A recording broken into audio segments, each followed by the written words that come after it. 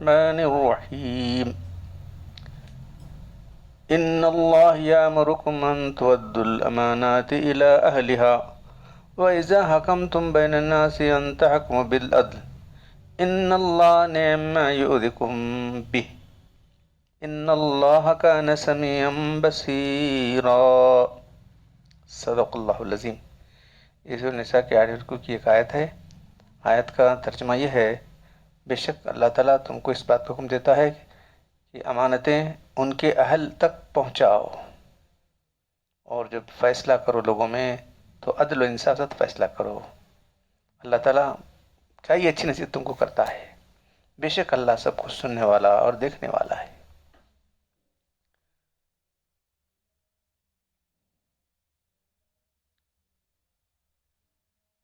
یہود میں عادت تھی کہ امانت میں خیانت کرتے تھے۔ فیصلے خصومات یعنی جھگڑوں کے فیصلوں میں جو ہے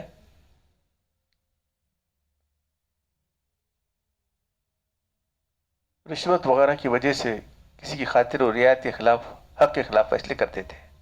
مسلمانوں کو ان دو باتوں سے اس آیت میں رکھا گیا ہے۔ منقول ہے کہ فتح مکہ کے دن آپ نے خانہ کعبہ کے اندر داخل ہونا چاہا تو عثمان بن طلحہ کلید بردار خانہ کعبہ نے کنجی دینے سے انکار کیا۔ حضرت علی نے ان سے چھین کر دروازہ کھول دیا۔ آپ جب فارغ ہو کر باہر تشریف لائے تو حضرت ابن عباس نے درخواست کی کہ کنجی مجھے دی جائے۔ اس پر آیت نازل ہوئی اور کنجی عثمان بن طلحہ کے حوالے کر دی گئی۔ یعنی اللہ تعالیٰ تم کو جو ادائے امانت اور عدل کے موافق فیصلے کا حکم دیتا ہے، یہ تمہارے لیے سراسر مفید ہے، اور اللہ تعالیٰ تمہاری کھلی چھپی اور موجودہ اور آئندہ ساری باتوں کو خوب جاننے والا ہے۔ اگر اب تمہیں کہیں ادائے امانت یا عدل معلوم نہ ہو تو حکم الہی کے مقام اس کا اعتبار نہ ہوگا۔ تو چونکہ آج امانت کی ادائیگی اور عہد کا پورا کرنا یہ حدیث ہے، تو اس لیے یہ میں نے آیت تلاوت کی ہے۔ سورہ احزاب کے اندر بھی اللہ تعالیٰ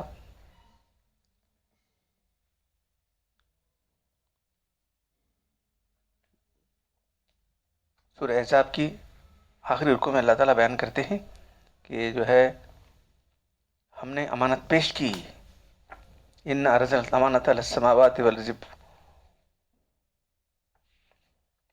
والجبال،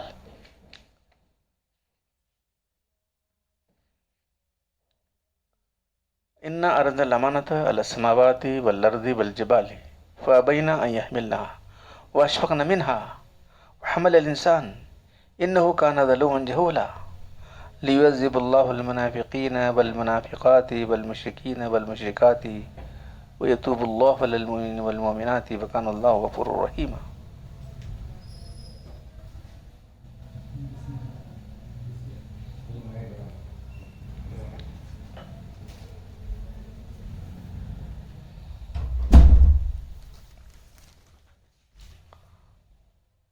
یہ سورہ احزاب کی آخری آیتیں ہیں، تو فرمایا جا رہا ہے کہ ہم نے امانت کو آسمانوں، زمینوں اور پہاڑوں پہ پیش کیا، انہوں نے قبول کرنے سے، اٹھانے سے انکار، قبول نہ کیا، اور اس امانت کو اٹھانے سے ڈر گئے، اور انسان ہے کہ اس کو اٹھا لیا۔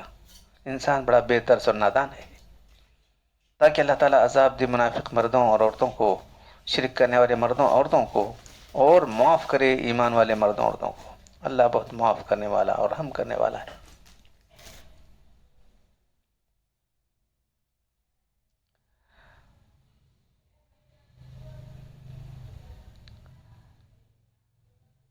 انسان نے ستم کر دی، جو بوجھ آسمان اور زمین اور پہاڑوں سے نہ اٹھ سکتا تھا، اس نادان نے اپنے نازک کندھوں پر اٹھا لیا۔ آسماں بار امانت نہ توانست کشید، قرۂ فال بنا میں من دیوانہ زدن۔ شاہ صاحب لکھتے ہیں، نے اپنی جان پر رس نہ کھایا۔ امانت کیا ہے؟ پرائی چیز رکھنی اپنی خواہش کو روک کر۔ آسمان اور زمین وغیرہ اپنی خواہش میں، آسمان اور زمین اپنی کچھ خواہش نہیں، یہ ہے تو وہی اس پر قائم ہے۔ انسان میں خواہش ہے، اور وہ ہے حکم خلاف اس کے، اور حکم اس کے خلاف ہے۔ انسان میں خواہشات ہیں اور شریعت کے حکم اس کے خلاف ہے، یہ ہے مشکل اس کے لیے۔ اس پرائی چیز یعنی حکم کو برخلاف اپنی جی کے تھامنا بڑا زور چاہتا ہے. اس کا انجام یہ ہے کہ منکرین کو قصور میں پکڑا جائے گا اور ماننے والوں کو قصور معاف کیا جائے گا. اب بھی یہی حکم ہے. کسی کی امانت کوئی جان بوجھ کر ضائع کرے گا تو اس کو بدلہ دینا پڑے گا. بے اختیار ضائع ہو جائے تو بدلہ نہیں ہے. اصل یہ حق تعالیٰ نے اپنی خاص امانت مخلوق کی کسی نوع میں رکھنے کا ارادہ کیا جو اس امانت کو اگر چاہے تو اپنے صحیح و کسب و قوت بازو سے محفوظ رکھ سکے اور ترقی دے سکے، تاکہ اس سلسلے میں اللہ کی ہر قسم کی شؤون و صفات کا ظہور ہو. مثلا اس نوع کے جو افراد امانت کو پورا طرح محفوظ رکھیں اور ترقی دیں، ان پر انعام و اکرام کیا جائے. جو غفلت شرارت سے ضائع کر دیں ان کو ساتھ دی جائے. جو لوگ اس بارے میں قدر کوتاہی کریں ان سے افد رضو کا معاملہ کیا جائے. میرے خیال میں یہ امانت ایمان اور ہدایت کا ایک تخم ہے جو قلوب بنی آدم میں بکھیرا گیا ہے، جس کو مابہل تکلیف بھی کہہ سکتے ہیں. اس لیے فرمان لا ایمان لمن لا امانت لہو. تو حدیث آج ہماری ہے یہی ہے. عن انس رضی اللہ تعالی عنہ قال قلما خطبنا رسول اللہ صلی اللہ علیہ وسلم الا قال لا ایمان لمن لا امانت لہ ولا دین لمن لا عہد لہ. حضرت انس رضی اللہ تعالیٰ سے روایت ہے کہ اللہ کے رسول صلی اللہ علیہ وسلم نے کبھی شاہزی کوئی خطبہ دیا ہو، شاید ہی کوئی خطبہ دیا ہو جس میں یہ بات آپ نے ارشاد نہ فرمائی ہو کہ جس میں امانت نہیں ہے اس کا ایمان نہیں، جس میں وفایات نہیں ہے اس کا دین بھی نہیں.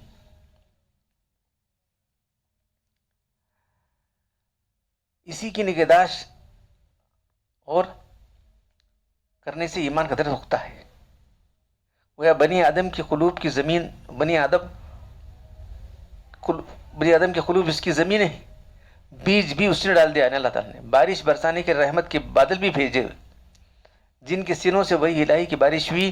آدمی کا فرض یہ ہے کہ ایمان کے اس بیج کو جو امانت الہیہ ہیں ضائع ہونے نہ دے، بلکہ پوری صحیح وجہت اور تردد و تفقد کے ساتھ اس کی پرورش کرے.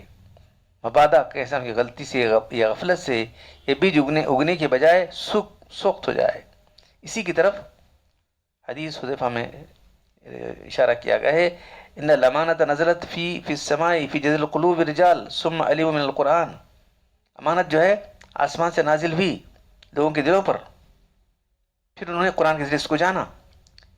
یہ امانت وہی ہے تخم ہدایت ہے جو اللہ کی طرف سے قلوب الرجال میں طے نشین کیا گیا ہے. پھر جو علوم قرآن و سنت کی بارش ہوئی ہے اس سے اگر ٹھیک طور پر فائدہ اٹھایا جائے تو ایمان کا پودا اگے گا، بڑھے گا، پھولے گا، پھلے گا اور آدمی کو اس کے ثمرے شیرین سے لذت اندوز ہونے کا موقع ملے گا. اگر انتفاع میں کوتاہی کی جائے تو اسی قدر درخت کے ورنے پھلنے پھولنے کا نقصان رہے گا. یا بالکل غفلت ہی کی جائے تو سرے سے تخم برباد ہو جائے گا. یہ امانت تھی جو اللہ تعالیٰ نے زمین اور آسمان اور پہاڑوں کو دکھائی، مگر کس میں استعداد تھی جو اس امانت عظیمہ کو اٹھانے کا حوصلہ کرتا. ہر ایک نے بلسان حال یا بلسان قال، ان کی زبان کیا ہے اللہ ہی جانتا ہے، بلسان حال یا بلسان قال ناقابل برداشت میں نے اسے ڈر کر انکار کر دیا کہ ہم اس سے بار نہیں اٹھا سکے گا. خود سوچ لو کہ پھر بجوز انسان کی کون سی مخلوق ہے جس نے اپنے کسب و محنت سے اس تخم ایمان کی حفاظت اور پرورش کر کے ایمان کا شجر بارآور حاصل کر سکے. بالحقیقت عظیم و شان امانت کا ادا کر سکنا اور ایک افتادہ زمین کو جس میں مالک نے تخم ریزی کی تھی خون پسینہ ایک کر کے باغ و بہار بنا لینا، اسی ظلم و جھول انسان کا حصہ ہو سکتا ہے. اس کے پاس قابل زمین موجود ہے. محنت و تردد کر کسی کو بڑھانے کی صلاحیت اللہ نے اس میں عطا فرمائی ہے. وہ ظلم اور جھول کا جو لفظ ہے ظالم و جاہل کا مبالغہ ہے. ظالم و جاہل وہ کہلاتا ہے جو بالفعل عدل و علم سے خالی ہو مگر استعداد و صلاحیت اس کے اندر موجود ہو. استعداد اور صلاحیت ان صفات کی حصول رکھتا ہو. بس جو مخلوق بدء فطرت سے علم و عدل کے ساتھ متصف ہو اور ایک لمحے کے لیے بھی وہ اوصاف اس سے جدا نہیں ہوئے. مثلا ملائکہ ہیں جو مخلوق ان چیزوں کی حاصل کرنے کی صلاحیت نہیں رکھتے. ان کو مثلا زمین آسمان وغیرہ ظاہر ہے دونوں میں امانت کے حامل لوگ بن سکتے نہیں. بے شک انسان کے سوا جن ایک نوع ہے جس پہ فی الجملہ استطاعت ہے اس کے اندر تحمل پائی جاتی ہے. اسی لیے وما خلق الجن والانس الا لیعبدون فرمایا، دونوں کو جمع کیا گیا. لیکن انصاف یہ ہے کہ حق کی امانت کی استعداد ان میں اتنی کمزور تھی کہ اس حمل امانت اٹھانے کے مقام میں ان کا ذکر ہی لایا نہیں گیا، چندہ ذکر نہیں کیا گیا. درخور اتنا نہیں سمجھے گئے، کوئی اس معاملے میں انسان کے تابع قرار دے گئے جن کا مستقل طور پر لینے کی، جنہیں مستقل پر ذکر کرنے کی ضرورت ہی نہیں سمجھی گئی.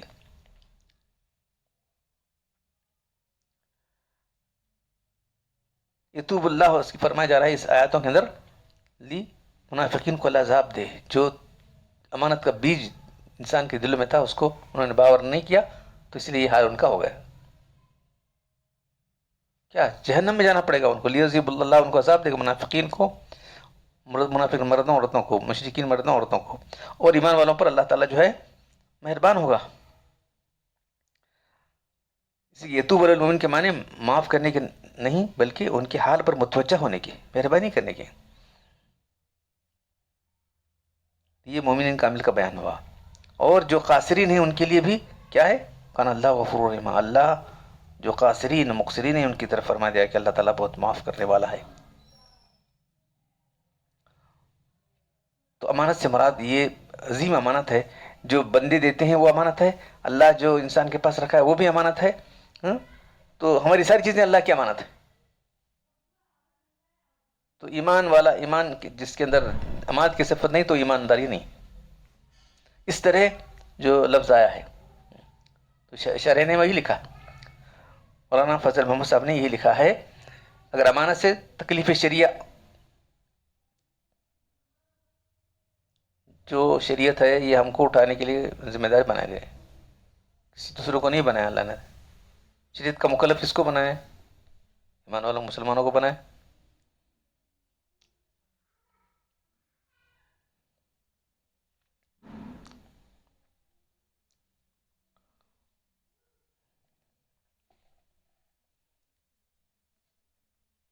پھر دوسرا جو ہے لا دین لمن لا عہد لہ، اور اس میں عہد نہیں ہے جس کے اندر عہد نہیں. کون سا عہد؟ مختلف قسم کی عہد انسان کرتا ہے. وہ عہد کی پاسداری کرنا، عہد کو نبھانا ضروری ہے. سب سے بڑا عہد کون سا ہے؟ عہد الست ہے، جو اللہ تعالیٰ نے سارے انسانوں سے لیا ہے. عالم ارواح کے اندر اللہ تعالیٰ نے انسانوں کو پیدا کر کے عہد لیا کہ میں تمہارا رب نہیں ہوں. وَإِذْ أَخَذَ رَبُّكَ مِنْ بَنِي آدَمَ مِنْ ظُهُورِهِمْ ذُرِّيَّتَهُمْ وَأَشْهَدَهُمْ عَلَىٰ أَنفُسِهِمْ. اس وقت کو یاد کرو جبکہ آپ کے رب نے بنی آدم کی پیٹھوں سے ان کی اولاد نکالی اور ان سے ان کو گواہ بنایا ان کی جانوں پر، اور پوچھا کہ میں تمہارا رب نہیں ہوں؟ سب نے کہا بھلا کیوں نہیں، تمہارا رب ہے. شہیدنا، ہم گواہی دیتے ہیں. ان تقولوا، تو اس لیے کہ کبھی تم یہ نہ کہنے لگو یوم القیامت انا کننا عن ھذا غافلین، کہ ہم تو اس بات سے غافل تھے. یہ کہنے لگے تم، ہم کو کیا معلوم یہ تھا. اور تقول، یہ کہنے لگو گے انما اشرک آباؤنا من قبل، شرک تمہارے باپ دادوں نے نکالا تھا اور ہم ان کے پیچھے چلے. کن ذریۃ، ہم ان کی اولاد ہونے کی ان کے پیچھے لگے رہے. افتہلکنا بما فعل المبطلون، تو کیا تو ہم کو ہلاک کرتا ہے اس پر جو گمراہوں نے کیا. کذالک نفصل الآیات ولعلہم یرجعون، اس طرح ہم آیتیں کھول کھول بیان کرتے ہیں تاکہ وہ لوٹ کر آ جائیں. تو آپ دیکھ رہے ہیں کہ جو ہے عہد کہاں سے شروع ہو رہا ہے. دنیا میں آنے سے پہلے سے عہد اللہ نے عہد لیا ہے. پھر جو ایمان بھی ایک عہد ہے، تمام چیزیں جو عہد ہے. نکاح ہوتا ہے عہد ہوتا ہے، آدمی کچھ لین دین کرتا ہے عہد کرتا ہے. اور جو بزرگان دین جو کسی سے بیعت لیتے ہیں وہ بھی عہد ہے.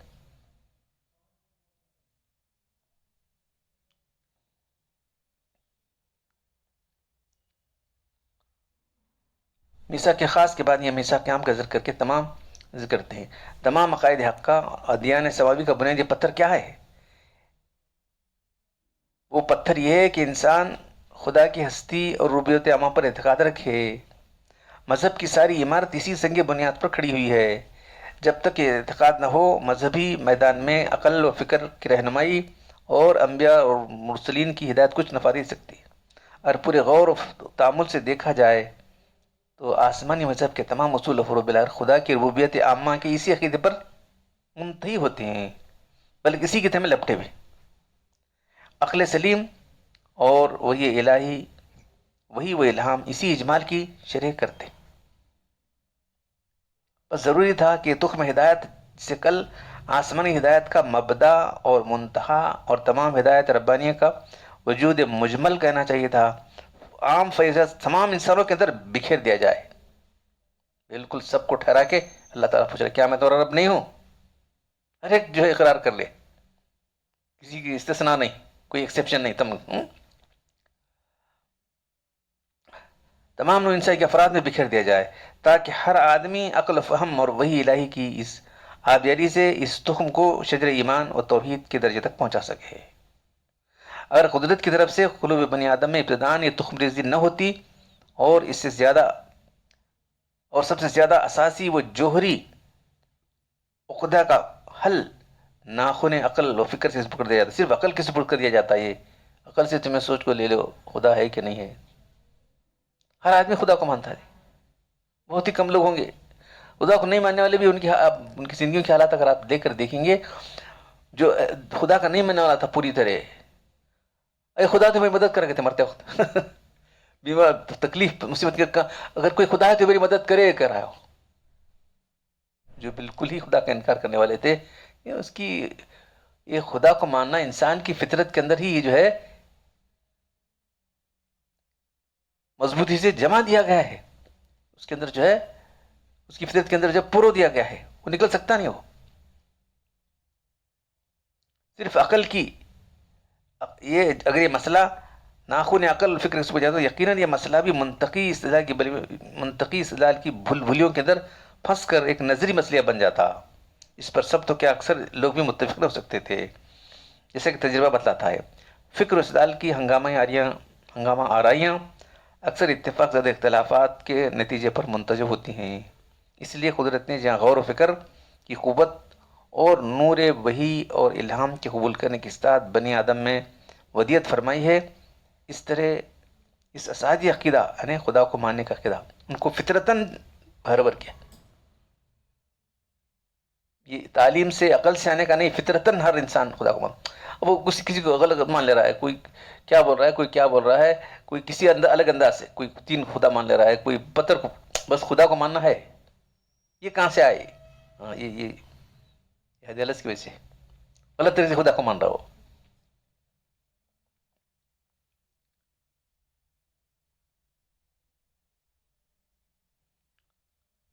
اس کی فطری استعداد بنی آدم میں ودیت فرمائی ہے. وہیں سے اس عقیدے کی تعلیم ان کو فطرتاً بار بار کیا ہے، جس کے اجمال میں کل آسمانی ہدایتوں کی تفصیل منطوی ہے، اور جس کے بدولت مذہب کی عمارت کا کوئی سنکھڑا نہیں ہو سکتا. یہ اسی ازلی خدائی تعلیم کا اثر ہے کہ آدم کی اولاد ہر قرن میں ہر گوشے میں حق تعالیٰ کی ربوبیت عامہ کے عقیدے پر کسی نہ کسی طرح متفق رہی ہے. جن معدود افراد نے کسی عقلی و روحانی بیماری کی وجہ سے اس عام فطری احساس کے خلاف آواز بلند کی، وہ انجام کا دنیا کے سامنے بالکل خود اپنے ضرور گر گئے، جھوٹے ثابت ہو گئے. جیسے کہ بخار کا مریض کہتا لذیذ اور خوشگوار غذاؤں کو تلخ و بد مزہ بتاتا ہے. لوگ بولتے ہیں لوگ بولیں گے اس کا مزہ خراب ہوا ہے. جب خراب بتاتا ہے، اس کو کڑوا بتاتا ہے میٹھے کو، تو سمجھتے ہیں بیمار ہے. بہرحال ابتدائی آفرینش یعنی انسان کی پیدائش سے پہلے سے آج تک ہر درجہ ہر طبقے کے انسانوں کا خدا کی ربوبیت کبریٰ پر عام اتفاق و اجماع اس بات کی زبردست دلیل ہے کہ یہ عقیدہ اصول و افکار کی دوا سے پہلے ہی فاتر حقیقی سے طرف سے اولاد آدم کو بلا واسطہ تلقین فرمایا گیا ہے.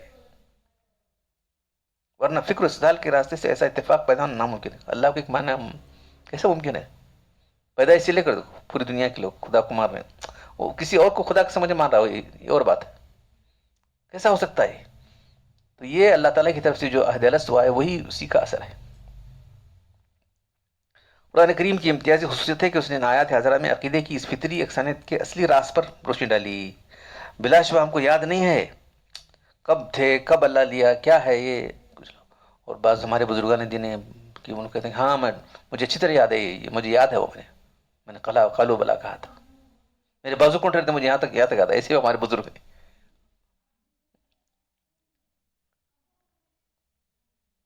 ہم بلا شبہ ہم کو یاد نہیں ہے اس بنیادی کی تعلیم کب بھی، کہاں بھی، کس ماحول میں بھی.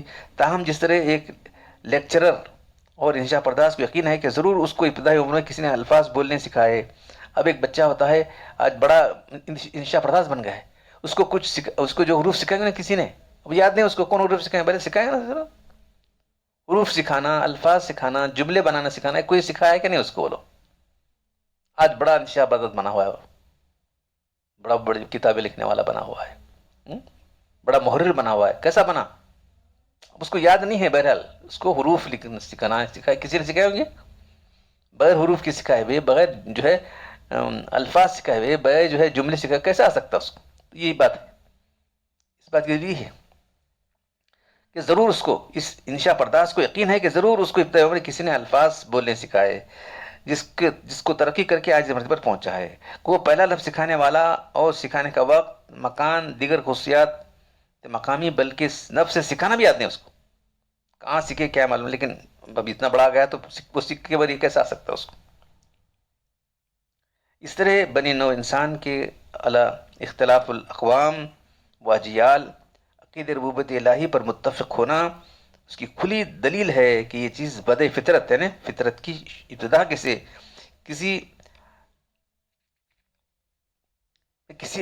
علم کے ذریعے سے ان تک پہنچی. باقی تعلیم خصوصیات و احوال کا محفوظ نہ رہ سکنا اس کی تسلیم میں خلل انداز نہیں ہو سکتا. اسی ازلی و فطری تعلیم نے جس کا نمایاں اثر آج تک انسانی سرشت میں موجود چلا رہا ہے اور انسان کو خدا کی حجت کے سامنے ملزم کر دیا. جو شخص اپنے الہاد و شرک کو حق بجانب قرار دینے کے لیے غفلت، بے خبری، آباء و اجداد کی قرآن و تقلید کا عذر کرتا ہے، اس کی بالمقابل خدا کی حجت قاطعہ ہے جس میں اصل فطر انسانی کی تدوج دلائی گئی، بطور فیصلہ کن اس کے جواب کو پیش کی جا سکتی ہے. شاہ صاحب لکھتے ہیں اللہ تعالیٰ نے حضرت آدم علیہ السلام کی پشت سے ان کی اولاد سے ان کی اولاد نکالی. تمام اولاد جتنی پیدا ہونے دنیا میں تمام انسان کو سب سے اقرار کروایا اپنی خدائی کا، پھر پشتوں میں داخل کر دیا. اس سے مدعا یہ ہے کہ اللہ کے رب مطلق ماننے میں ہر کوئی آپ کفایت کرتا ہے. باپ کی تقلید نہ چاہیے.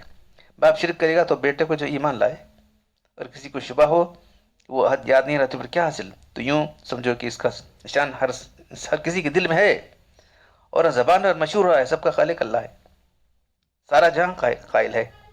اور جو کوئی منکر ہے، شرک کرتا ہے تو اپنی عقل ناقص کے دخل سے کرتا ہے، پھر آپ ہی جھوٹا ہوتا ہے.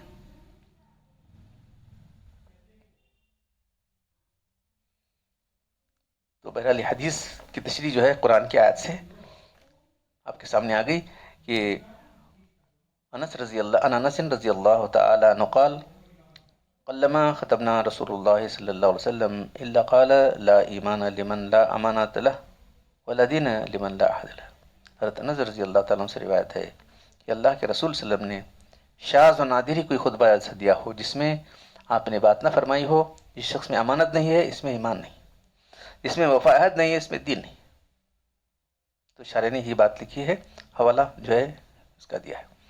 تو اللہ تعالیٰ ہم سب کو جو ہے امانت کو پوری طرح ادا کرنے کی اور عہد کو پوری طرح نبھانے کی توفیق عطا فرمائے.